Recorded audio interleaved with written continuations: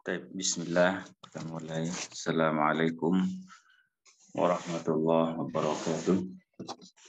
Bismillahirrahmanirrahim. Rabbil alamin. Wa sallallahu wa sallam ala Rasulillah wa ala alihi wa sahbihi wa mawala.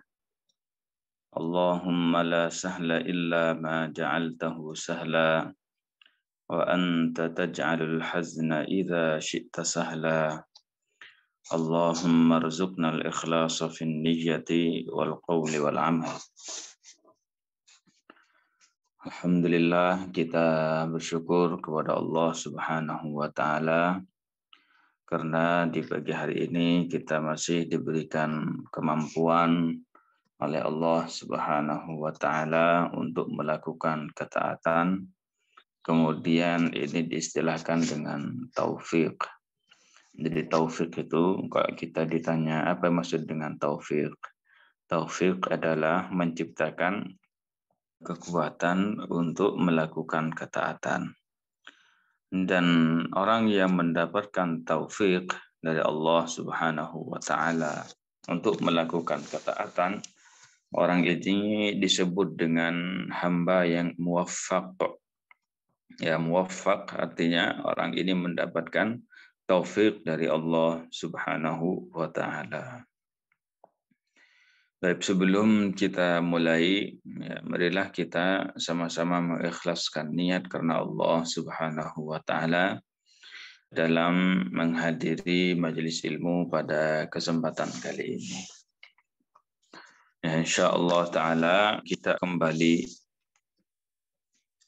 melanjutkan kitab yang sudah kita mulai, yaitu Al-Maqsidul Asna, yaitu sebuah kitab karangan salah satu masyayikh kita yang membahas tentang makna dari nama-nama Allah Ta'ala. Dan saya ingin ingatkan kembali bahwasanya orang yang di antara keistimewaan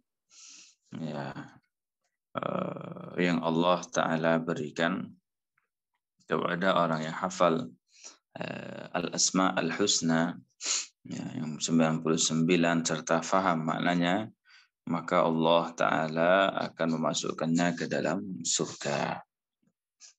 Baik. Di pertemuan sebelumnya, sampai mana sudah ya?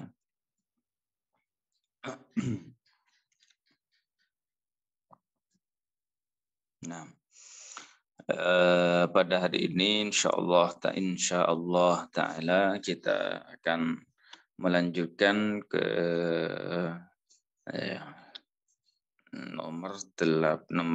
nomor di kitab 15, yaitu nama Allah Ta'ala yang ke-48, Al-Wadud. Qala al-muallifu rahimahullahu ta'ala rahmatan wasi'ah. Nah, Al-Wadud di antara nama Allah Ta'ala adalah Al-Wadud. Makna Al-Wadud huwa alladhi yawaddu ibadahu as-salihin fayarda anhum wa yataqabbalu a'malahum. Qala ta'ala wa huwal ghafurul wadud. Makna Al-Wadud huwa alladhi yawaddu ibadahu as-salihin. Maknanya adalah Allah Ta'ala yang meridai atau mencintai hamba-hambanya yang saleh. Fayarda anhum, maka Allah Ta'ala meridai mereka. Wa yataqabbalu a'malahum, dan Allah Ta'ala menerima amalan-amalan mereka. Qala ta'ala, Allah Ta'ala berfirman, wa huwal ghafurul wadud. Ya, Allah Ta'ala Maha Pengampun lagi maha menyayangi. Ya, Al-Wadud dengan makna yang tadi ya. Al-Wadud ataupun Al-Wud ya. Al-Wuddu atau yawaddu itu maknanya yuhib. Ya. Kalau kita ambil masdarnya, jadinya nanti apa? Al-Wuddu maknanya apa? Al-Mahabbah. Ya. Ya. Al-Mahabbah ya, kalau diterjemah dalam bahasa Indonesia itu kan mencintai.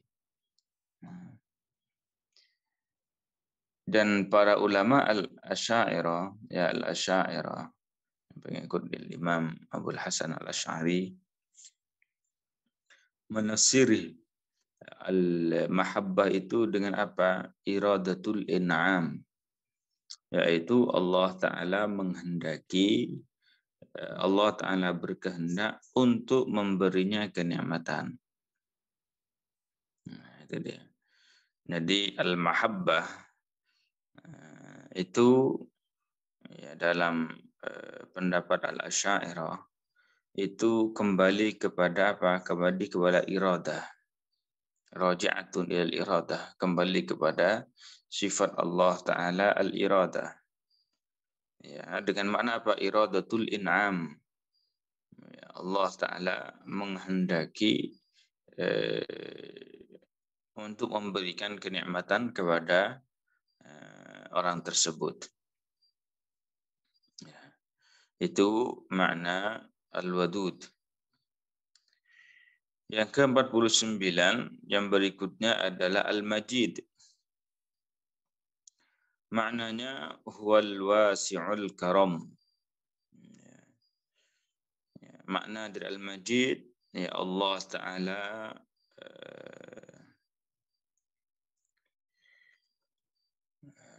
maha dermawan, sangat luas kedermawanannya. Al-alil qadri, ya Allah Ta'ala maha tinggi derajatnya. Qala ta'ala innahu hamidum majid. Sungguhnya Allah Ta'ala ya, maha terpuji dan juga maha luas kedermawanannya. Ya, atau juga maha tinggi derajatnya.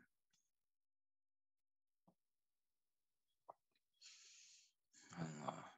Jadi kenikmatan yang Allah Ta'ala berikan kepada para hambanya itu sangat luas sekali. Ya, sangat luas sekali.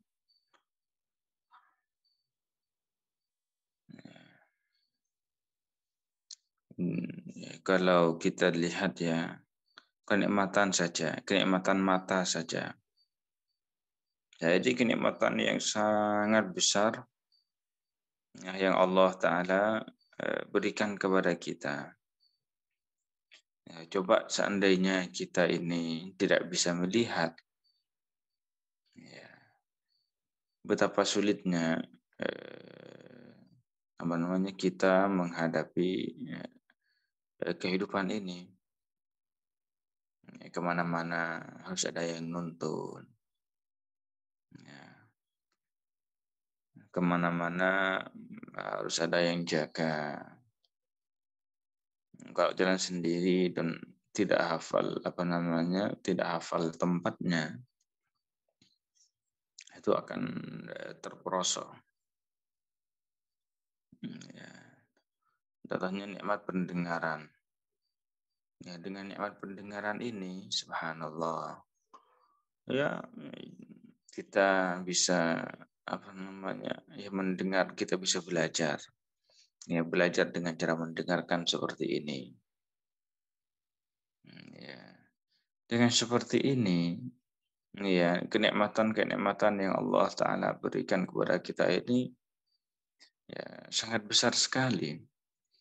Oleh karena itu maka hendaknya kita di sini pandai-pandai bersyukur kepada Allah Subhanahu wa Ta'ala atas kenikmatan-kenikmatan yang Allah berikan kepada kita. Ya, paling tidak ya kita bersyukur pada Allah Ta'ala dengan syukur yang wajib. Itu minimal itu. Ya. Kita sudah tahu semua, artinya kita itu tidak menggunakan kenikmatan yang Allah Ta'ala berikan kepada kita dalam kemaksiatan. Ya, telinga kita ya jangan digunakan untuk mendengarkan ghibah. Ya, kalau ada orang di sekitar kita, yang di dekat kita, yang di dekat kita itu melakukan ghibah atau membicarakan keburukan orang lain, ya jangan didengarkan. Artinya apa? Dinasihati, gitu kan? Dialihkan pembicaraannya tentang hal-hal yang lain yang sekiranya tidak mengandung maksiat. Ya, kalau ya tetap masih jalan, ya jangan duduk di situ. Ya, tetap masih dinasihatin, jangan ngomong tentang ghibah, habis itu masih ngomong tentang ghibah. Masih berbicara tentang keburukan orang lain. Maka yang seperti ini ya jangan ikut nimbrung. Nah, ini ada orang bicara tentang keburukan orang lain, ikut gatel. Ikut gatel, telinganya mau dengerin, ikut gatel, lidahnya mau ngikut. Ya. Jangan seperti itu, jangan seperti itu. Kemudian juga ya mata, diberikan nikmat mata oleh Allah Ta'ala. Ya disyukuri dengan apa? Tidak menggunakan mata ini untuk melihat hal-hal yang diharamkan. Ya. Ini mata digunakan untuk melihat aurat orang lain. Habis itu kalau dilarang bilangnya cuci mata gimana? Itu ngotorin mata itu namanya itu.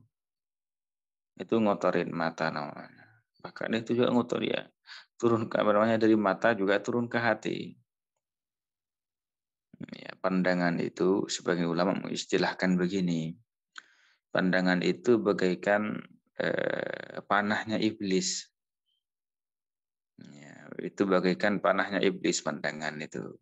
Ya, maksudnya pandangan yang haram ya jelas ya.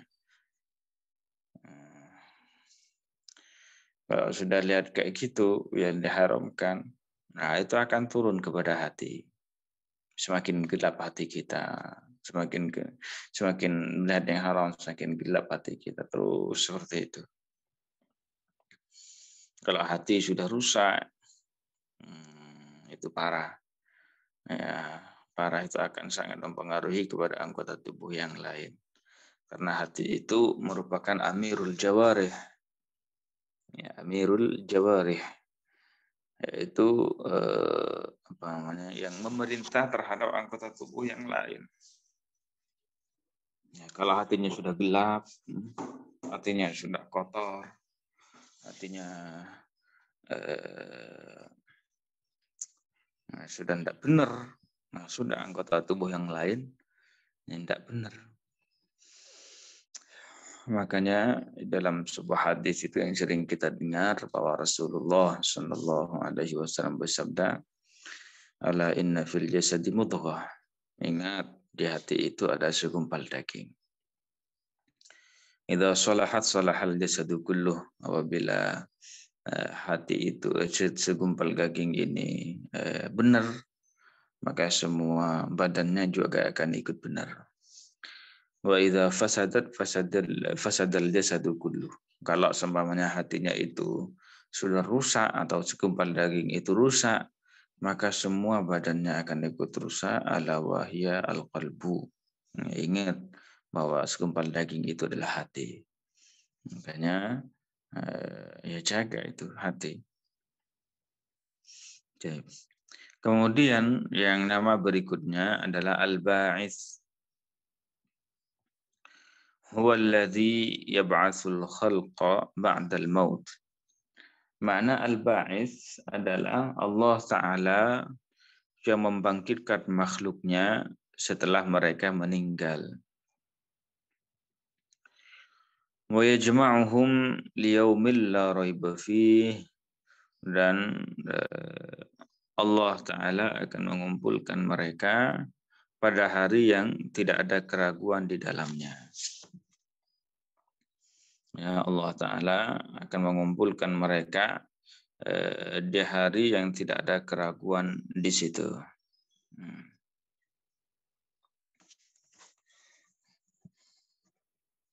Ini makna al-ba'its. Ya, dan di antara yang wajib kita yakini dan kita imani seyakin-yakinnya dan tidak boleh meragukannya, ya adanya hari kebangkitan.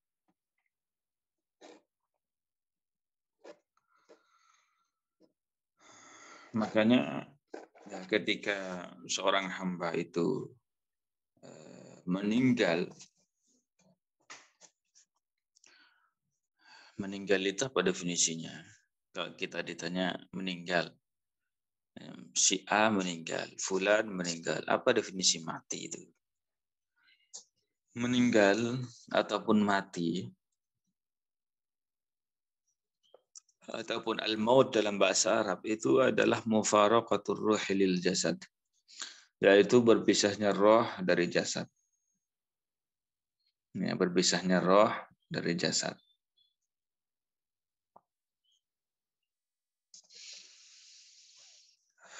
Ketika seorang hamba meninggal, ya kan, kemudian ia dimasukkan ke dalam kuburan,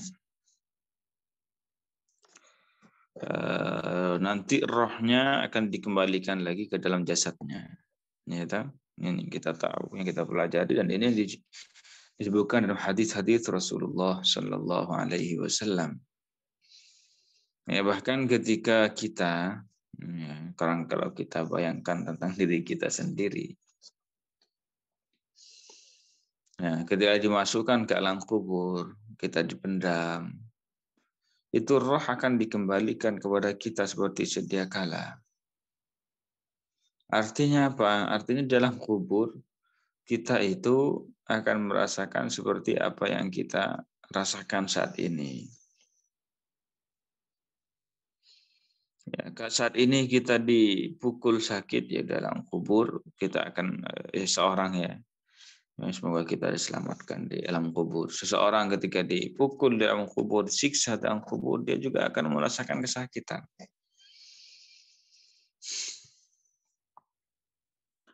Bahkan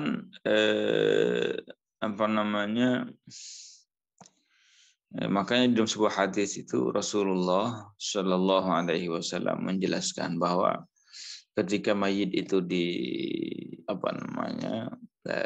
ditaruh di dalam kubur, kemudian orang-orang yang mengantarnya itu mulai beranjak pulang, yang di kubur ini mendengar suara langkah kaki orang yang suara langkah kaki orang yang mengantarnya tadi ketika mereka pulang.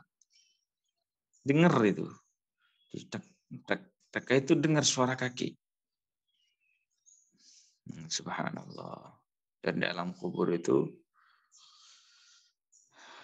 kalau kita lihat dari mata kepala kita, bayangkan coba dimasukkan ke dalam kubur yang sempitnya seperti itu.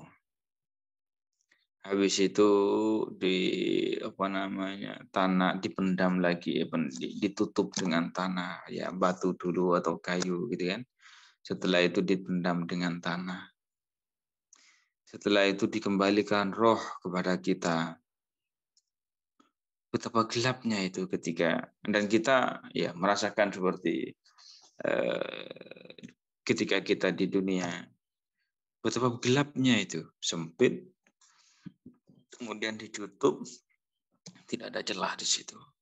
Betapa gelapnya itu kuburan. Betapa gelapnya itu. Allah. Dan seseorang itu akan merasakan dalam kubur itu seperti halnya di dunia. Coba kita ya, enggak usah jauh-jauh. Di rumah kita, Allah, seandainya lampunya mati, malam hari, lampu mati, tidak ada cahaya HP, tidak ada sinter, gelap gulita di dalam rumah kita sendirian. Rumah kita ini yang biasa sudah kita tempatin tiap hari. Ya gelap, tidak ada cahaya sama sekali, tidak ada teman, sendirian. Gimana rasanya kita dalam rumah itu? Betah nggak kita dalam rumah itu? Nggak betah kita. Nah, ini rumah yang begitu, yang istilahnya ya lebar lah. Dibanding dengan kuburan ya jauh lebih luas rumah kita. Nggak betah kita. Ya, apalagi kemudian di alam kubur, Allah. Jika orang itu tidak beruntung, maka kuburannya akan gelap, gulita, tidak ada cahayanya sama sekali. Bahkan jika orang itu tidak beruntung dan celaka, nanti akan dihimpit oleh kuburan itu sehingga tulang rusuknya masuk ke yang kiri, masuk ke tulang rusuknya yang kanan. Coba bayangkan itu. Jadi makanya di sini apa namanya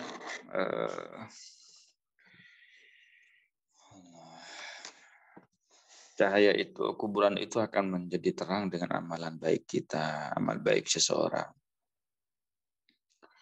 Orang yang mendapatkan nikmat kubur, ya, kuburnya akan diperluas oleh Allah Subhanahu wa taala 70 hasta, 70 hasta. Sebagian lagi diperluas kuburannya oleh Allah taala seluas mata memandang. Seluas mata memandang. Di mana sampai mana pandangan seseorang itu. Maka kuburannya itu luas seperti itu, subhanallah.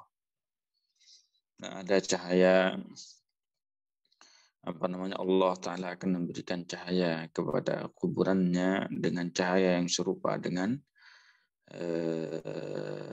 sinar rembulan ataupun cahaya rembulan di malam purnama. Betapa indahnya itu. Betapa indahnya, betapa senangnya orang yang mendapatkan kenikmatan seperti itu. Tapi sebaliknya, orang yang celaka, betapa sedihnya. Kuburannya gelap gulita, ya, siksa sana sini, dihimpit oleh tanah. Allah. Ya, semoga kita semuanya diselamatkan dari hal itu. Nah, nanti ya orang yang di alam kubur itu biasanya itu akan hancur jasadnya. Kan biasanya begitu. Jasadnya itu akan hancur. Ya kecuali para nabi, jelas para nabi itu ya, jasadnya tidak akan dimakan oleh tanah. Berarti orang-orang yang mati syahid dalam peperangan, nah mereka jasadnya akan utuh. Ya, kemudian juga sebagian orang soleh yang jasadnya mereka akan utuh. Ya, sebagian ya orang soleh, sebagian orang wali berdasarkan ya kejadian yang nyata gitu ya, kejadian nyata. Sebagian dari mereka itu jasadnya tidak hancur, kayak gitu ya.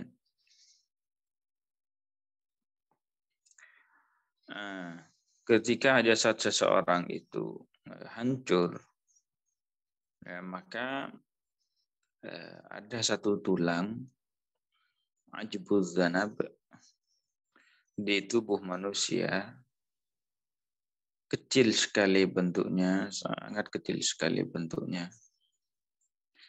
Itu tidak akan hancur. Tidak akan hancur.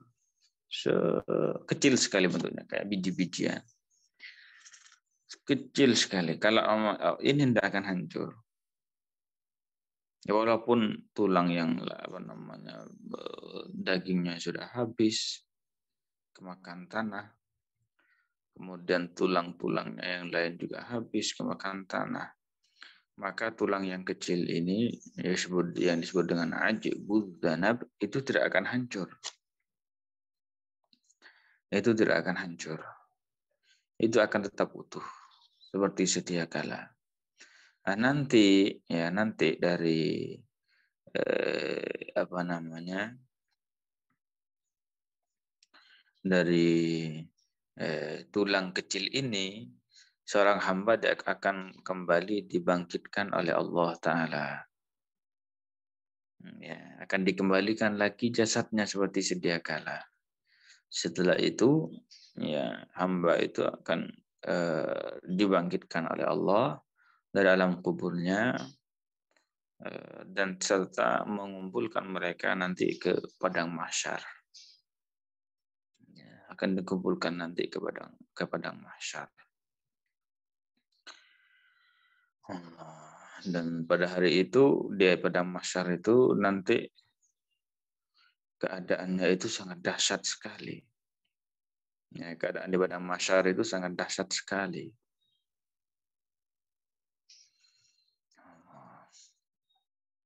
Mataharinya yang mendekat gitu ya. Kita subhanallah, kita ini sekarang ya kalau kita mikir sekarang ini. Kalau di siang hari gitu kan, ketika matahari sedang panas-panasnya, kita keluar rumah di jalan, berjalan kaki di jalan semuanya ya. Kita enggak kuat itu. Enggak kuat kita. Ya, kadang dari saking enggak kuatnya gitu ya. Kayak kita mau goyah gitu ya. Kayak mau roboh. Dari saking panasnya kita enggak kuat. Kayak nafas kita ngos-ngosan. Kita sampai mau roboh.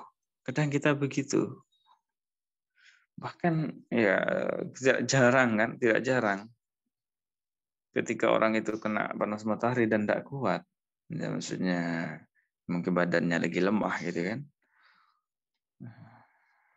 Dari sekian triknya itu orang bisa pingsan itu, dan itu banyak kejadian.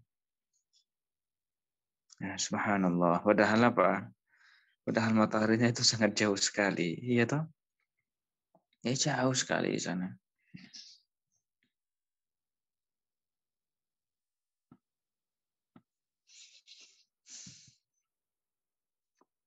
Allah.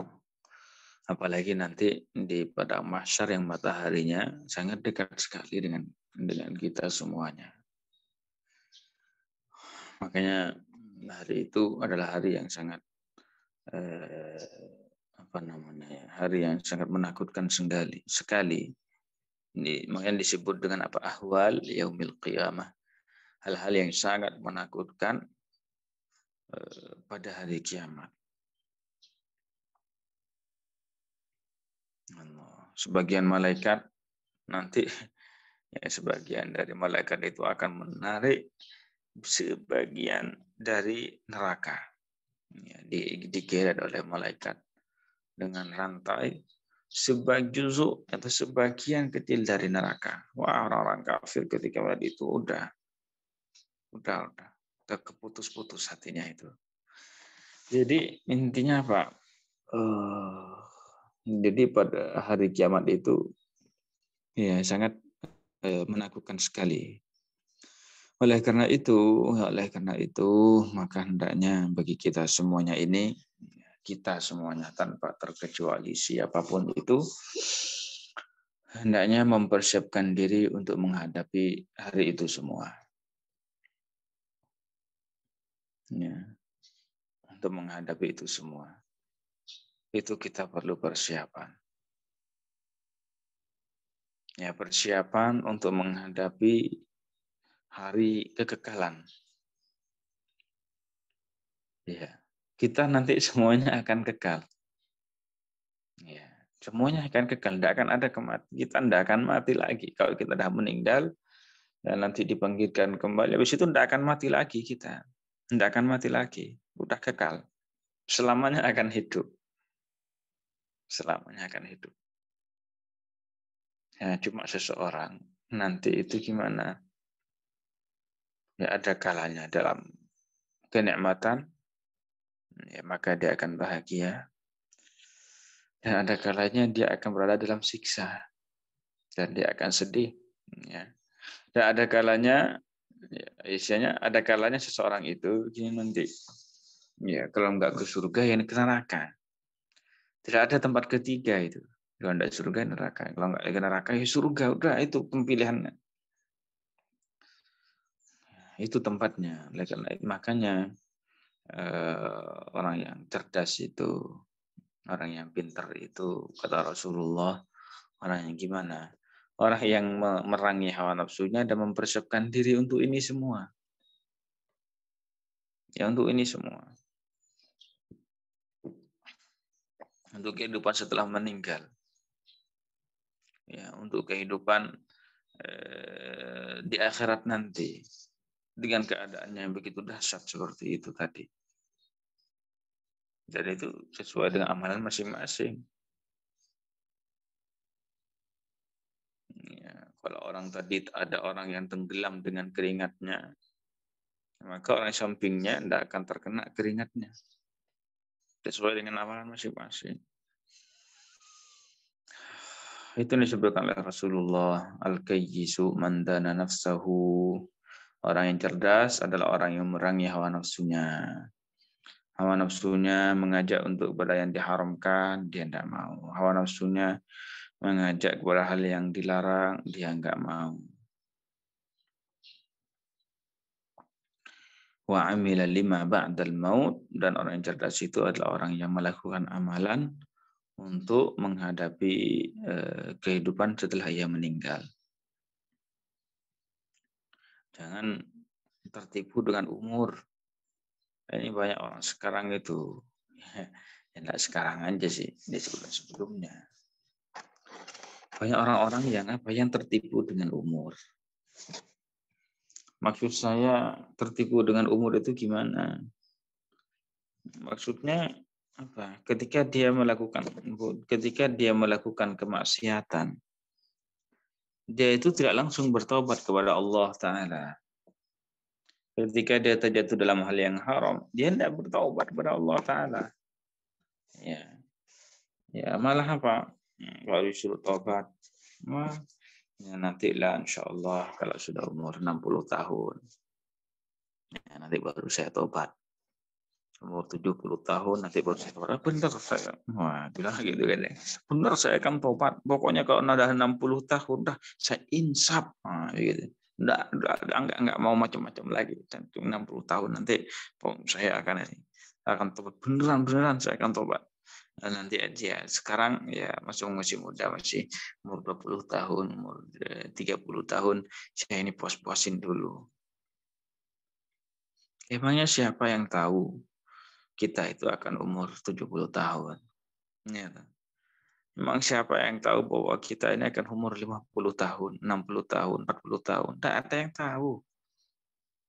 Bisa jadi kita tidak tahu setelah 1 menit ini kita tidak tahu. Setelah 1 menit ini apa yang akan terjadi pada kita tidak tahu. Kematian itu datang pada kita tanpa pamit. Tanpa pamit.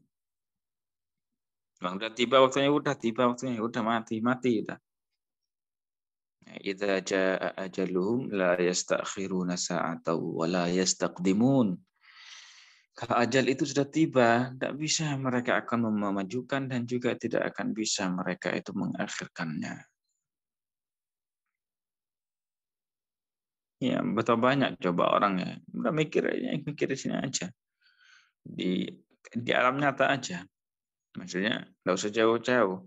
Teman-teman kita, betapa banyak dari teman-teman kita yang sudah meninggal dan mereka jauh lebih muda dari kita. Teman kita jauh lebih muda dari kita meninggal dunia sebelum kita. Teman-teman kita yang setara dengan kita umurnya, betapa banyak yang sudah meninggal.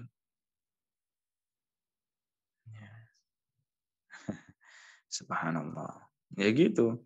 Ya, teman saya itu, teman sekelas saya di Lebanon, satu kelas.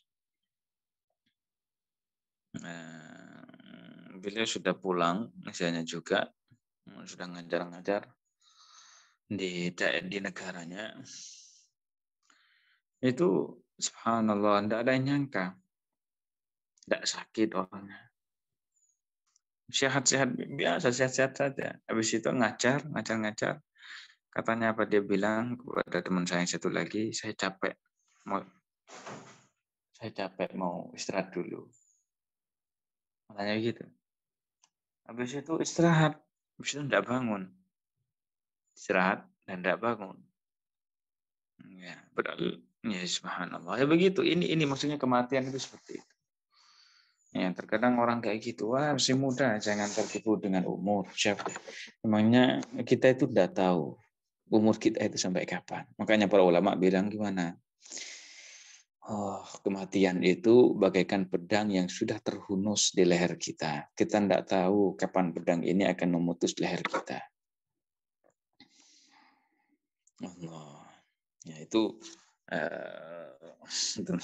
ini makna al-ba'its ya, Allah Ta'ala yang membangkitkan makhluknya setelah meninggal dan mengumpulkan mereka kepada hari yang tidak ada keraguan di dalamnya, hari kiamat, hari pembalasan. Nama yang ke-51 Asy-Syahid. Asy-Syahid maknanya huwallazi la yaghibu an ilmihi syai'. Qala ta'ala innallaha ala kulli syai'in syahid.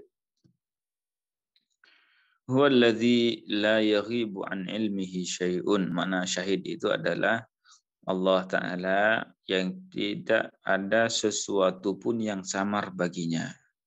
Ya, tidak ada sesuatu pun yang samar baginya. Qala Ta'ala, Allah Ta'ala berfirman, innallaha ala kulli syai'in syahid. Sesungguhnya Allah Ta'ala menyaksikan, artinya tidak ada sesuatu pun yang samar baginya. Allah Ta'ala ya mengetahui jumlah bintang yang ada di langit, mengetahui jumlah pasir yang ada di lautan, mengetahui jumlah daun yang berjatuhan, mengetahui jumlah ombak di lautan. Ya, jadi mengetahui langkah kaki semut yang hitam di atas batu yang hitam, di malam gelap gulita yang tidak ada pencahayaan sama sekali. Artinya apa? Artinya Allah Ta'ala itu yang mengetahui segala sesuatu dan tidak ada apapun yang samar bagi Allah Ta'ala. Tidak ada yang sesuatu yang samar bagi Allah Ta'ala, itu ya tidak ada. Ya, Allah Ta'ala maha mengetahui ya, gerak-gerik kita. Ya, Allah Ta'ala maha mengetahui gerak-gerik kita.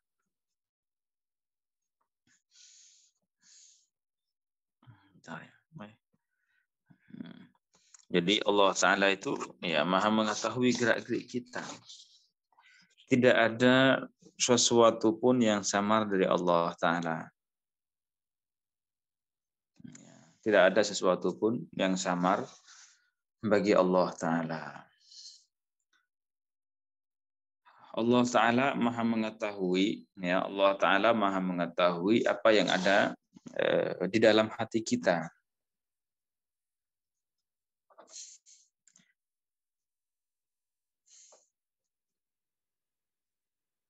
Oleh karena itu,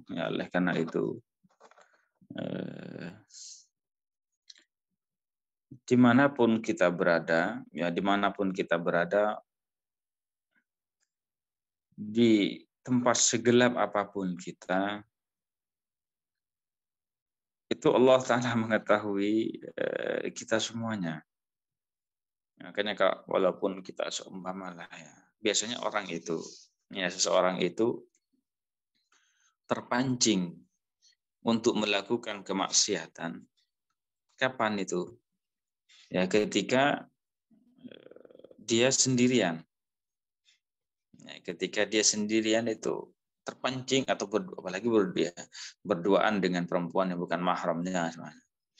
itu akan terpancing untuk melakukan perbuatan maksiat.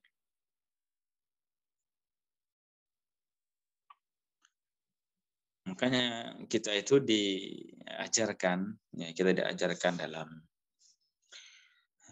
Islam dan dilarang gitu ya untuk apa, berdua-duaan dengan perempuan yang tidak halal baginya. Karena yang menjadi orang ketiganya nanti itu setan. Setan itu akan mempengaruhi. Dikit demi sedikit. Dikit demi sedikit. Dua-duaan, disuruh dua-duaan, habis itu disuruh apa namanya, mungkin ya pegang dulu, seterusnya sampai terjatuh dalam perbuatan zina.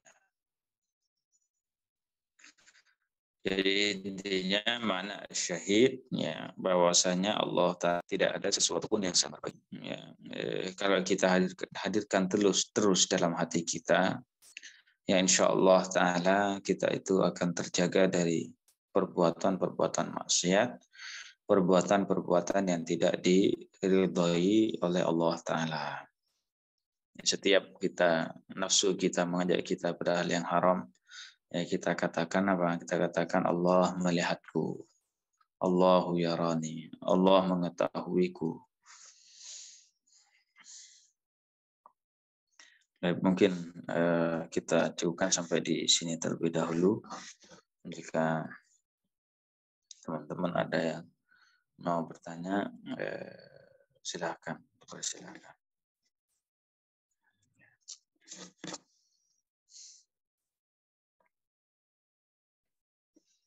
Ya, dan ketika kita bilang ilmu Allah ya, sebagai yang biasa sudah kita pelajari sebelum-sebelumnya, bahwa ilmu Allah Ta'ala itu tidak bertambah, gitu. Ya, tidak berkurang, tidak berkembang, tidak berubah. Ilmu Allah Ta'ala azali tanpa permulaan, ilmu Ta'ala abadi tanpa akhiran.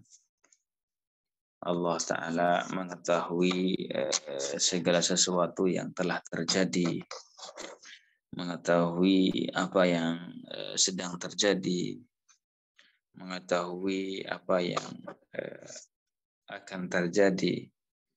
Ya, jadi itu makna syahid, ya, bahwasanya Allah Ta'ala ya la yaghibu an ilmihi syai'. Baik. Jika memang tidak ada yang mau ditanyakan, kita cukupkan sampai di sini. Terlebih dahulu, semoga apa yang kita pelajari pada hari ini menjadi ilmu yang bermanfaat bagi kita di dunia dan di akhirat. Ya, kita tutup dengan bacaan tahlil, salawat dan istighfar. La ilaha illallah. Allahumma salli ala sayyidina Muhammad wa ala alihi wa sahbihi wa sallim. Rabbi ighfir li wa liwalidayya wa lil mu'minina wal mu'minat. Alhamdulillahi rabbil alamin. Barakallahu fikum wa sanallahu alaikum. Wassalamu alaikum warahmatullahi wabarakatuh.